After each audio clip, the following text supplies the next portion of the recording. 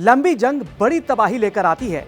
Ukraine के लिए यह महायुद्ध बहुत भारी साबित हो रहा है। हारते हारते यूक्रेन को कुचलने में जुटे पुतिन के वो वॉर प्लान का नतीजा यह हुआ कि अब यूक्रेन की जमीन को यूक्रेनी सैनिकों का कब्रिस्तान बना दिया गया है। रूसी सेना ने जमीन और आसमान से कम 763 से ज्यादा हमले किए हैं। तबाह होते यूक्रेन की बर्बादी देखकर अब तो राष्ट्रपति ट्रंप भी बौखलाने लगे हैं। अमेरिका ने राष्ट्रपति ट्रंप पर भड़कते हुए कहा कि ट्रंप पूरी तरह से पुतिन के हमलों की अनदेखी कर रहे हैं और यूक्रेन जंग में ट्रंप अब धृतराष्ट्र की तरह आंखें मूंदे बैठे हैं। हालात ये है कि रूसी हमलों की सुनामी लगातार तेज और तीखी होती जा रही है।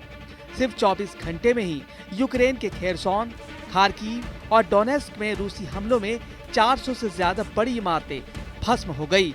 पुतिन के युद्ध के जुनून को आप इसी से समझ सकते हैं कि मार्च के महीने के 30 दिन में ही यूक्रेन के 22,000 सैनिकों को मारने का दावा किया गया है। रूसी सेना के तूफानी हमलों ने यूक्रेन और यूक्रेनी सेना दोनों की धज्जियां उड़ा दी है। सबसे चौंकाने वाला खुलासा तो ये हुआ है कि पुतिन ने यूक्रेन के साथ साथ यूरोप पर हमले करने के लिए 1,60,000 से ज्यादा सैनिकों को जंग में उतार दिया है।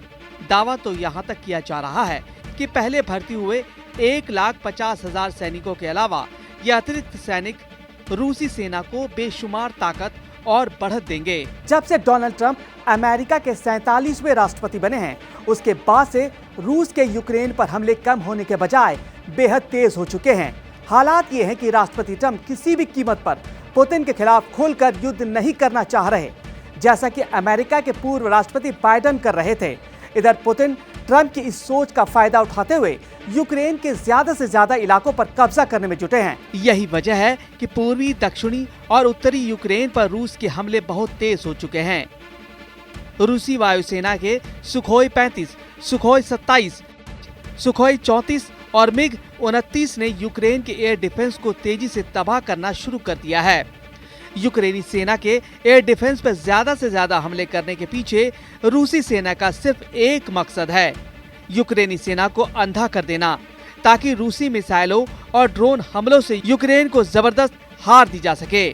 पुतिन के इस प्लान का असर भी यूक्रेन की जमीन पर साफ दिखने लगा है।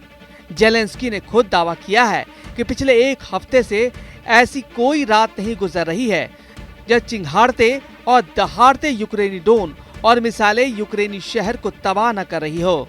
यहाँ तक कि राजधानी कीव में तैनात अमेरिका और यूरोप के एयर डिफेंस सिस्टम को रूसी सेना बुरी तरह से तबाह कर दिया है। दूसरी तरफ राष्ट्रपति जेलेंस्की के पास सिर्फ एक आखिरी उम्मीद बची है कि यूरोप के 25 देश यूक्रेन की तरफ से सीधी जंग में कूद पड़े। यही वजह है कि 20 जनवरी 2025 के बाद से यूरोपीय यूनियन और यूरोपीय देशों की 3 से 4 मीटिंग हो चुकी है, जिसमें जेलेंस्की ने बार बार यूरोप को चेतावनी देते हुए कहा है कि अगर यूक्रेन पर पुतिन का कब्जा हुआ तो अगला नंबर यूरोप का होगा। पेरिस और ब्रसेल्स में 3 मीटिंग हो चुकी है, जबकि यूरोप से अलग ब्रिटेन की राजधानी लंदन में भी यूक्रेन की मदद को लेकर बड़ी मीटिंग हो चुकी है। लेकिन दिक्कत यह है कि अमेरिका के बिना यूरोपीय देश रूस से सीधी जंग का खतरा मोल नहीं ले पा रहे, या फिर यूँ कहें कि बिल्ली के गले में घंटी कौन बांधे, ये यूरोपीय देश तय नहीं कर पा रहे हैं। जबकि दूसरी तरफ पुतिन का जंगी प्लान इतना विध्वंसक हो चुका है कि जो यूक्रेन के वजूद के साथ साथ यूरोप के वजूद के लिए भी खतरा बन चुका है। France, Britain, Germany, Poland, Latvia, Estonia और लिथुआनिया जैसे देशों में डर पैदा हो गया है कि रूस अपने बेतहाशा फौज के साथ रूस और बेलारूस की तरफ से यूक्रेन और यूरोपीय देशों पर हमला कर सकता है।